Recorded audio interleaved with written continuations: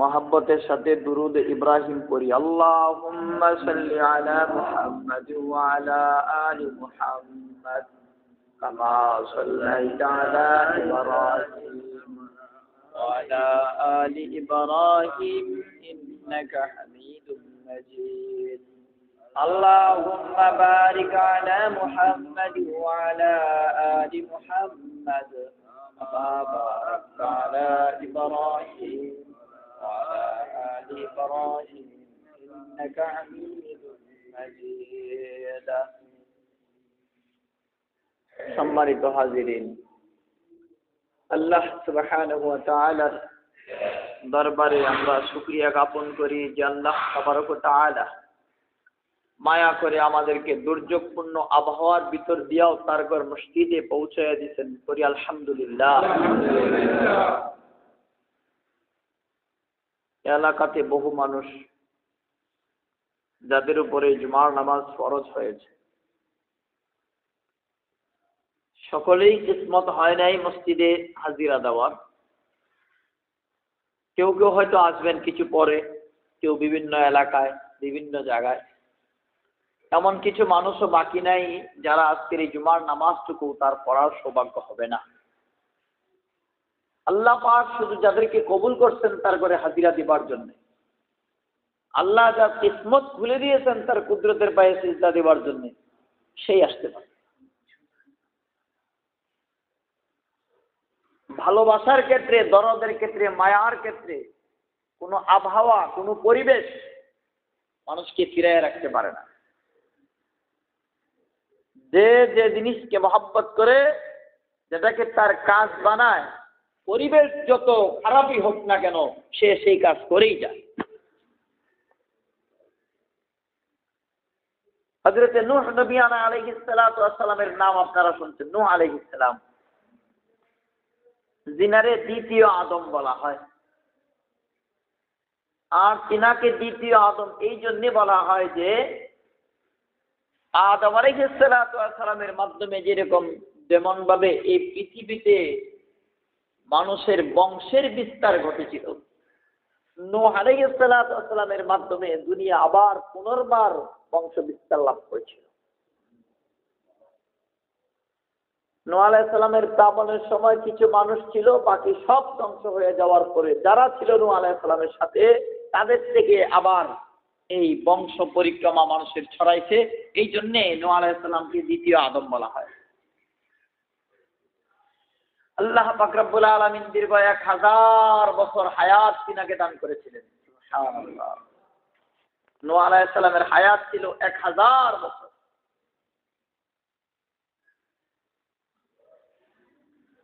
আল্লাহ তাআলার ভয়ে, আল্লাহকে খুশি করবার জন্য, আল্লাহর ইবাদতের মানসায় সবসময় তিনি কাঁদতেন। 1000 বছর হায়াত পাইলেন, নবুয়তি পাইলেন।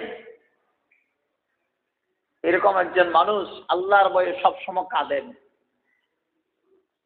নাহা ইয়ানহি, আরবিতে বলা হয় যে সবসময় কাঁদে, তাকে নাহা বলা হয়। নূহ আলাইহিস সালামের আসল নাম নূহ নয়, নূহ আলাইহিস সালামের আসল নাম আব্দুর রহমান। যেহেতু তিনি সবসময় কাঁদতেন, এই জন্য এই নাহা তার নাম পড়ে গেছে, মানে নূহ আলাইহিস সালাতু ওয়াস সালাম। সুবহানাল্লাহ। 1000 বছর হায়াতের মানুষ। আল্লাহ পাক তাকে দিন দিয়া, মানুষকে আল্লাহর পথে ডাকবার এক দায়িত্ব দিয়া দুনিয়ায় প্রেরণ করেছে। নূহ আলাইহিস সালাম দাওয়াতকে এমন ভালোবাসলেন, এটাকে নিজের কাজ বানায় নিলেন। কওমের কাছে দাওয়াত করতেছেন। রব্বি ইন্নী দাউতু কওমি লাইলাও ওয়া নাহারা। কোরআনে আল্লাহ পাক রব্বুল আলামিন নূহ আলাইহিস সালামের দাওয়াতের কিচ্ছা বর্ণনা করছেন যে নূহ আলাইহিস সালাম তার কওমের মধ্যে এমন ভাবে দাওয়াত করেছেন, লাইলাও ওয়া নাহারা, দিনে এবং রাতে সারাক্ষণ দাওয়াত করছেন। আপনার আমার মতো সপ্তাহে একদিন আসতো না, বছরে এক চিল্লা না, জীবনে 3 চিল্লা দিয়েই শেষ না। ঘন্টাকে ঘন্টা, দিনকে দিন, সপ্তাহকে সপ্তাহ, মাসকে মাস, চিল্লাকে চিল্লা, শতাব্দীর পর শতাব্দী দাওয়াতের কাজ করে গেছে। মানুষ দাওয়াত গ্রহণ করে নাই, উল্টা নূহ আলাইহিস সালামকে পাথর মেলাইছে, পাথর বর্ষণ করেছে। পাথরের নিচে থেকে নূহ আলাইহিস সালাম বেহুশ হয়ে পড়ে গেছে। আবার যখন হুঁশে আসছেন, আল্লাহর কাছে দোয়া করতেন, আল্লাহুম্মা ইহদি কওমি ফাইন্নাহুম লা ইয়ালামুন। আল্লাহ আমার কওমকে বুঝ দাও, ওরা বুঝে না আমি যে নূহ আলাইহিস সালাম আল্লাহর নবী, এটা তারা চিনেও না। যুগের পর যুগ তিনি দাওয়াত দিয়ে গেছেন এই আশায় যে কেউ না কেউ দিন গ্রহণ করবে। তো ভাই, যে যাকে কাজ মনে করে তার কোনো পরিবেশ পরিস্থিতি নাই, পরিবেশ যত খারাপই হোক সেই কাজের মধ্যে চলেই লাগিয়েই থাকে। নূহ আলাইহিস সালামের এমন পরিস্থিতি খারাপ ছিল, যেদিকে যা কোনো মানুষ দাওয়াত গ্রহণ করে না, উল্টা পাথর নিক্ষেপ করে, তারপরেও তিনি দাওয়াতের কাজকে পছন্দ করেছিলেন বিধায় দাওয়াতের কাজেই তিনি লেগে রয়েছে। যারা নামাজকে ভালোবাসে, আল্লাহর হুকুমকে ভালোবাসে, মসজিদকে যারা ভালোবাসে, পরিবেশ যত গোলাপি হোক, পরিস্থিতি যত খারাপই হোক, তারা তাদেরকে আটকায় রাখতে পারবে না, তারা মসজিদে চলে আসবে। আর তাদের জন্যই শুভ সংবাদ, যারা মসজিদকে ভালোবাসে তাদের জন্যই শুভ সংবাদ। হাসরের ময়দানে আল্লাহ তাআলার একজন ঘোষণাকারী ঘোষণা করবেন আল্লাহর পক্ষ থেকে, ও আমার পড়শিরা কোথায়, আমার প্রতিবেশীরা কোথায়? ফেরেশতারা বলবে, আল্লাহ লা শারীকা লাকা, তোমার তো কোনো শরীক নাই, তোমার আবার প্রতিবেশী কারা? আল্লাহ বলবেন, যারা মসজিদ আবাদ করতো তারা হইলো আমার প্রতিবেশী। যারা মসজিদ আবাদ করতো তারা হইলো আমার প্রতিবেশী। মসজিদকে যারা ভালোবাসত, কষ্ট করে মেহনত করে মুজাহাদা করে মসজিদে চলে যাইতো, ওরা আমার প্রতিবেশী। আল্লাহ পাক আমাদেরকে এই বিরূপ আবহাওয়ার মধ্যে, এই বন্যার পানির ভিতরে আল্লাহ পাক আমাদেরকে মসজিদে বসাইছেন, এটা আল্লাহ পাকের শুকর। আপনার আমার দ্বারা সম্ভব না। যদি গায়ের বলে সম্ভব হইতো, ইচ্ছা করলে সম্ভব হইতো, গ্রামের সব মানুষ মসজিদে চলে আসতো। পারে নাই ভাই, আল্লাহ পাক তাকে কবুল করেছেন, তারাই শুধু আসতে পারছি। আবারও বলি আলহামদুলিল্লাহ। আল্লাহ তাআলার কাছে দোয়া করব আজকের এই শুক্রবার পবিত্র দিনে, দোয়া কবুলের দিনে দোয়া করব যে এই আকাশের এই পরিবেশ পরিস্থিতি যদি আমাদের মঙ্গলের জন্য হয়, এই পানির মধ্যে যদি মঙ্গল থাকে, সেই মঙ্গল যেন আমাদের দান করেন। আর পানির মধ্যে যদি কোনো আযাব থাকে, গজব থাকে, নাবালাই থাকে, আল্লাহ যেন এগুলি থেকে সমস্ত জাতিকে হিফাজত করেন। এইগুলি কিন্তু আসলে মঙ্গলের লক্ষণ না। বিভিন্ন সময় আল্লাহ পাক রব্বুল আলামিন বিভিন্ন আযাব গজব যে সমস্ত কওমের উপরে চালতেন, সে সমস্ত আযাব গজবের একটা নমুনা কিন্তু এই পানি। ঝড় তুফান, জলোচ্ছ্বাস, এই জলোচ্ছ্বাস কিন্তু আযাব গজবের নমুনা। যে নূহ আলাইহিস সালামের কথা বলতেছিলাম, এই নূহ আলাইহিস সালামের কওমকে যে আল্লাহ পাক ধ্বংস করেছিলেন, সেটা কিন্তু পানি দিয়ে ধ্বংস করেছিলেন।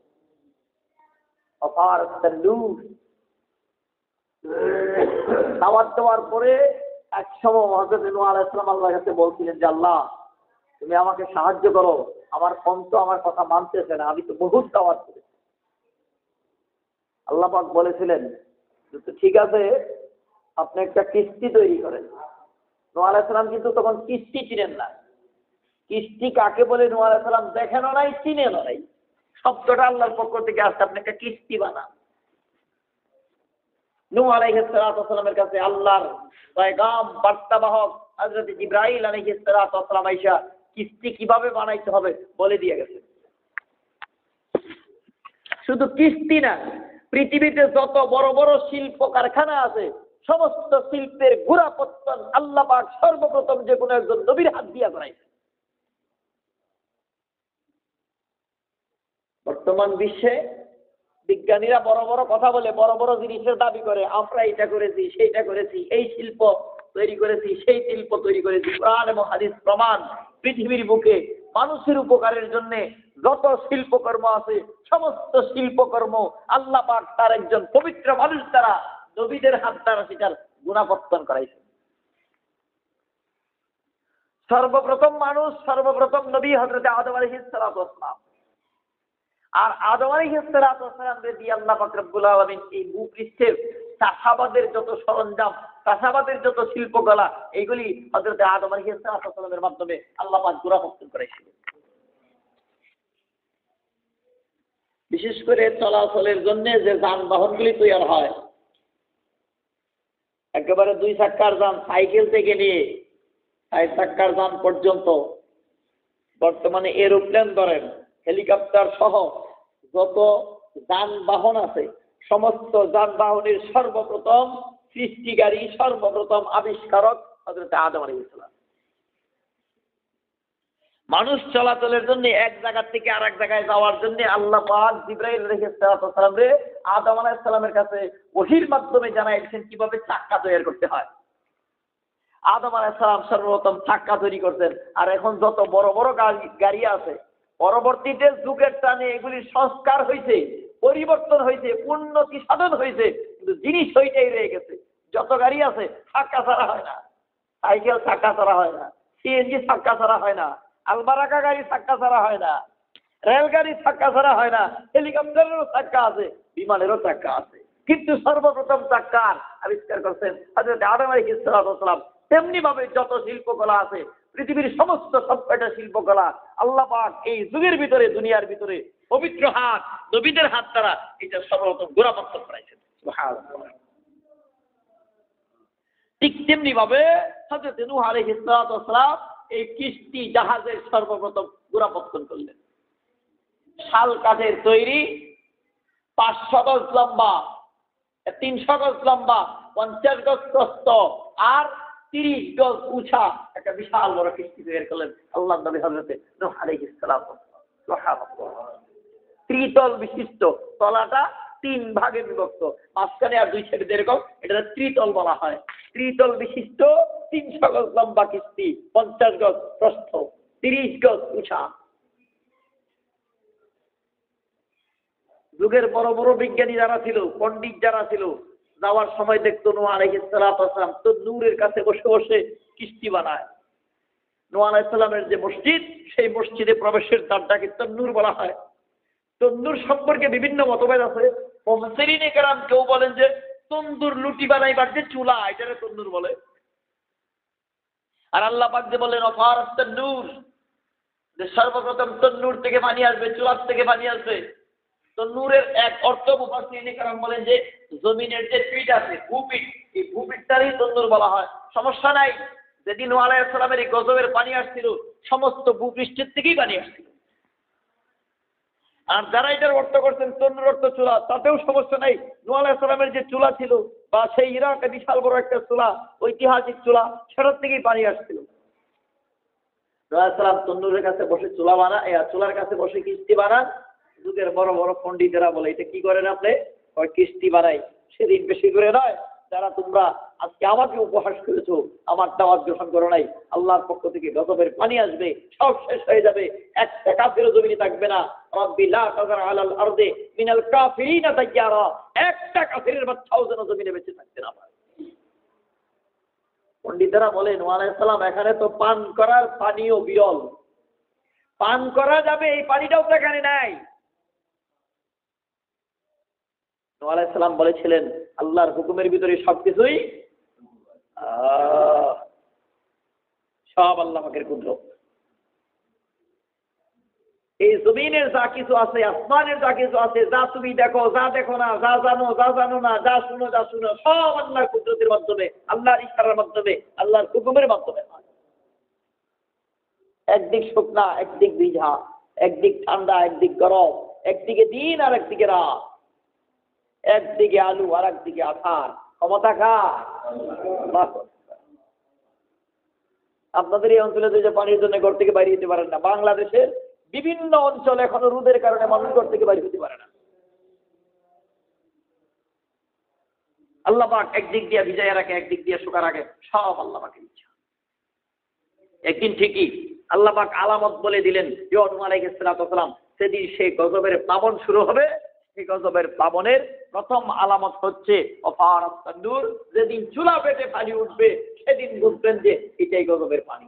প্লাবন শুরু হয়ে গেছে। প্লাবন শুরু হলো, নূহ আলাইহিস সালাম তার কওমকে নিয়ে কতজন মানুষ সেখানে উঠছিল কোরআন হাদিসে আজও স্পষ্ট করে সে কথা বলা নাই। বিভিন্ন ওলামায়ে কেরামদের মত মুহসিনে গোলাম সেখানে 80 জন মুমিন ছিল। আরো প্রয়োজনীয় কিছু গৃহপালিত কিছু জানোয়ার ছিল, সেগুলো নিয়ে হযরত নূহ আলাইহিস সালাম রজব মাসের 10 তারিখে কিস্তিতে আরোহণ করেছিলেন। দীর্ঘ 6 মাস এই প্লাবনের উপরেই কিস্তি ঘুরতেছিল। সুবহানাল্লাহ, 6 মাস পর্যন্ত, একদিন না 2 দিন না, চালাইতেছে আল্লাহ। কোনো মেশিন নাই, কোনো ইঞ্জিন নাই, কোনো ড্রাইভার নাই, সব নিয়ন্ত্রণ করতেছে আল্লাহর পক্ষ থেকে। আল্লাহ নিজেই খাইবা, আল্লাহ নিজেই সারম হয়ে গেছেন কোন দিকে যাবে কিস্তি, সব আল্লাহ পাকের হুকুমে করতেছে। ঘুরতে ঘুরতে ঘুরতে ঘুরতে কানায়ে কাবার কাছে চলে গেল নূহ আলাইহিস সালামের কিস্তি। 7 বার সে কানায়ে কাবাকে তওয়াফ করেছে। তাফসীর প্রমাণ করে আল্লাহ পাক রব্বুল আলামিন এই জমিনে তখন কানায়ে কাবাকে পানির উপরে নিজের কুদরতি হাতে ভাসায় রেখে হেফাজত করছেন। আল্লাহ, সব ডুবে যাবে, আল্লাহ যাকে চায় সে বেঁচে থাকবে। কানায়ে কাবার পাশে যাওয়ার পরে 7টা চক্কর লাগাইছে, তওয়াফ করেছে নূহ আলাইহিস সালামের কিস্তি এই মুমিনদেরকে নিয়ে। 6 মাস পরে মুহররমের 10 তারিখ জুদি পাহাড়ে, ইরাকের মসুল শহরের দক্ষিণ অংশে যে পর্বত, সেটা নাম হচ্ছে জুদি পর্বত। আজও সেই জুদি পর্বত জুদি নামেই আছে। সেই ইরাক যাইয়া হযরত নূহ আলাইহিস সালামের কিস্তি 6 মাস পরে মুহররমের 10 তারিখে যাইয়া লাগছে। নূহ আলাইহিস সালাম কিস্তির থেকে নামছেন, শুকরানা হিসাবে সেদিন তিনি রোজা রাখছিলেন। শুধু তিনিই না, কিস্তিতে যারা ছিল সবাই রোজা রাখছে। কিতাবাদিতে এমনও পাওয়া যায় যে ওই কিস্তির ভিতরে যত জানোয়ার ছিল, হাইওয়ানগুলি পর্যন্ত তিনি রোজা রাখছিল। আর এই জন্য মানুষ মুহররমের 10 তারিখে রোজা রাখে। কথাটা বলার উদ্দেশ্যই ছিল আল্লাহ পাক রব্বুল আলামিন এই যে পানি দেখেন, জলোচ্ছ্বাস দেখেন, কয়দিন পরে পরে ঘূর্ণিঝড় দেখেন, এগুলি কোনো নেক জিনিসের আলামত না, এগুলি হলো আল্লাহ পাকের আযাব আর গজবের আলামত। আযাব আর গজব থেকে ভয় করো। আমি যত নামই দেই, রেশমি, আয়েলা, বর্তমানে একটা নাম হচ্ছে কুমের, এটা হলো আপনার দেওয়া নাম, আমার দেওয়া নাম, একটাই নাম, সেটা হলো আল্লাহ পাকের গজব। মানুষ যখন পাপ কাজে লিপ্ত হয়, মানুষ যখন অন্যায় জড়িত হয়ে যায়, রাসূল সাল্লাল্লাহু আলাইহি ওয়াসাল্লামের দোয়া আছে, আল্লাহ তুমি আমার কওমকে, আমার উম্মতকে কোনো আযাব দিয়া সমূলে ধ্বংস করে দিও না। রাসূলের এই দোয়া আছে বিদায়, না হলে মানুষ যে নাফরমানি করে সব শেষ হয়ে যায়। মাঝে মধ্যে আল্লাহ পাক কিছু দিয়া একটু দেখান, একটু বুঝান, ফিরে আসবো, কোন দিকে যাচ্ছ, আমি আল্লাহ একটা হুকুম করলে সব নিস্তার হয়ে যাবে। আল্লাহ যেন সকলকে সহিহ বুঝদান করেন, সকলেই বলে আমিন। বলতেছিলাম এই বিরূপ আবহাওয়ার ভিতরেও আমরা যারা মসজিদে আসতে পারছি, ভাই মসজিদকে ভালোবাসো। এই বন্যা, এই পানি সামান্য একটু কষ্ট, এটা কষ্ট না। একটু মেহনত করে যদি মসজিদে চলে আসো, দেখবা তোমার হায়াত যখন শেষ হয়ে যাবে, আরো কত বন্যা, কত পানি, কত কষ্ট, তার চেয়ে কত কষ্ট তোমার জন্য অপেক্ষা করতেছে। সেই কষ্টের দিনে আল্লাহ পাক তোমার রাস্তা খুলে দিবে। আল্লাহ পাক নিজে ঘোষণা করবেন, আমার পড়শিরা কোথায়, আমার প্রতিবেশীরা কোথায়। বলবে তোমার প্রতিবেশী কারা? আল্লাহ বলবেন, যারা আমার ঘরকে আবাদ করতো তারাই আমার প্রতিবেশী। ইসরাফিল আলাইহিস সালাম যেদিন শেষবারে সিংহায় ফুঁক দিবেন, দুনিয়াটা যেদিন ধ্বংস হয়ে যাবে, সব ধ্বংস হবে। এখন যেরকম চতুর্দিকে তাকাইলে আপনাদের অঞ্চলে শুধু পানি আর পানি দেখেন, পানির উপরে কিছু ঘাস ঘেরা বাসতে থাকে, এরকম কিছু জিনিস পানির উপরে বাসতে থাকবে। আল্লাহ ডাক দিয়া বলবেন, এ কে রে তোমরা? আমার হুকুমে ইসরাফিলের সিংহার ফুঁকে সব ধ্বংস হয়ে গেছে, কিচ্ছু নাই, সব পানি হয়ে গেছে। এখনো পানির উপরে তোমরা কারা? মসজিদ গুলি বলবে, আল্লাহ আমরা তোমার ঘর মসজিদ। সুবহানাল্লাহ। কি চাও? ধ্বংস হচ্ছে না, কি চাও? কিছু বলবে? আল্লাহ আমাদের দুইটা কথা বলার আছে, বলো। আল্লাহ পাক তাকে জবান দিবেন, অথবা জমিন, আসমান, জমিন যা কিছু আছে সব তো কথা বলে, সবারই জবান আছে, কথা বলে। আমি বুঝি না, আপনি বুঝি না, আল্লাহ সবার ভাষা বুঝেন, সবার জবান আল্লাহ বুঝেন, সবার চাহিদা আল্লাহ শুনেন, সবার চাহিদা আল্লাহ পুরা করে থাকেন। যত জিনিস আছে সবগুলিরই ভাষা আছে, প্রত্যেকটারই আলাদা আলাদা ভাষা, ভিন্ন ভিন্ন ভাষা, সব দিয়ে আল্লাহরে ডাকে, আল্লাহ সব একসাথেই শুনে। সুবহানাল্লাহ। কিছু বলবা, বলো। তখন মসজিদ তার জবানে, তার ভাষায় বলবে, আয় বাড়ি তাআলা, আমাদের দুইটা আরজ, একটা দরখাস্ত হচ্ছে, তারা মসজিদকে আবাদ করতো, কষ্ট করে মসজিদে আসতো, নামাজ পড়তো, বাতি জ্বালাইতো, আযান দিত, ইকামত করতো, তোমার হুকুম পালন করার জন্য যারা আমার ভিতরে আসতো, আমি মসজিদকে যারা মহব্বত করতো, তাদেরকে মাফ করে দিলে, তাদের জান্নাতের ওয়াদা করলে আমি মসজিদও পানা হয়ে যাব। আল্লাহ পাক ওয়াদা করবেন, যাও যারা তোমার সে আবাদ করতো, কষ্ট করে মসজিদে যাইতো, নামাজ প্রতিষ্ঠা করতো, তাদেরকে সহ তুমি মসজিদ জান্নাতে প্রবেশ করো।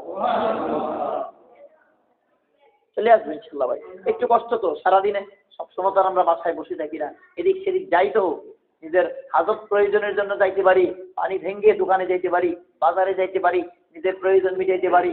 বাজারের চেয়ে আমার পুজোর কুর্তির প্রয়োজনের চেয়ে কি আমার নামাজের প্রয়োজনটা বেশি না? বলবো শুধু জবানে বেশি, অন্তরে বলতে হবে।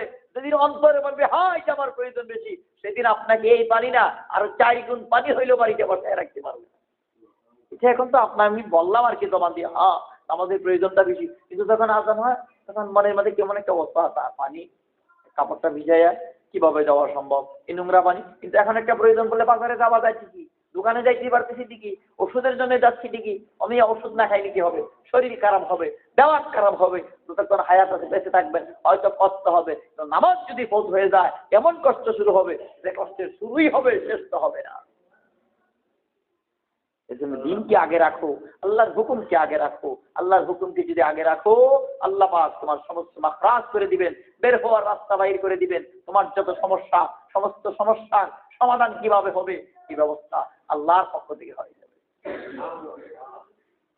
তো আবারও দোয়া করব, এই জলোচ্ছ্বাস যদি কোনো গজবের আলামত হয়ে থাকে, আল্লাহ যেন আসমানি গজব থেকে, জমিনি গজব থেকে তাকে দিকে ইবাদত করেন। আমিন বলি। আমরা গুনাহ থেকে তওবা করি। আমাদের গুনার কারণে যদি কোনো একজনের গুনার কারণে যদি জমিনে আযাব এসে থাকে, আসমানি আযাব এসে থাকে, আল্লাহ যেন আমাদেরকে মাফ করে দেন। আল্লাহর হুকুম হইলে যে আল্লাহ বিদায় সে আল্লাহ শুকায়, যে আল্লাহ পানি দেয় সে আল্লাহ আবার শুকনা করে দিতে পারে না, পারে না। আমাদের কথা একটাই থাকবে, যেই পরিবেশের ভিতরে আমরা দুইটা কাজ করব।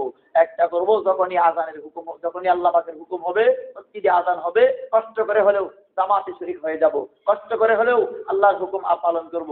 2 নম্বর করব তওবা করব আর দোয়া করব যেন আল্লাহ পানির অকল্যাণ থেকে সমস্ত জাতিকে হিফাজত করে।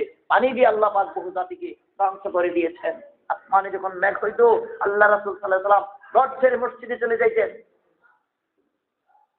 চন্দ্রগ্রহণের নামাজের সময় একজন সাহাবী, একজন তাবিঈন সাহাবীকে জিজ্ঞাসা করলেন যে আল্লাহ রাসূলের জমানায় এরকম কি কোনো আযাব গজব হইতো, কোনো চন্দ্রগ্রহণ সূর্যগ্রহণ হইতো?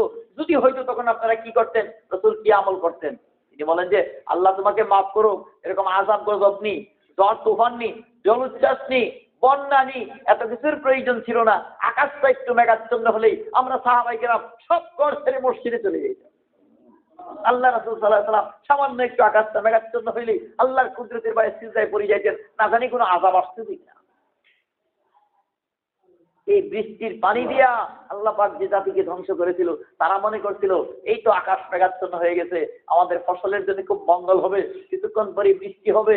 তাদের মনে কত আশা ছিল, ফুর্তি ছিল যে আল্লাহর পক্ষ থেকে মনে হয় বৃষ্টি, তাদের আল্লাহর পক্ষ মনে করতো না, মনে করতো যে বৃষ্টি আসতেছে, বৃষ্টির মাধ্যমে আমাদের পশু পাখি বাঁচবে, আমাদের গাছ থেকে ফসল হবে। আশা ছিল আসতেছে রহমত, কিন্তু আল্লাহ পাক সেই বৃষ্টির গজবের পানি দিয়ে সব শেষ করে দিয়েছে।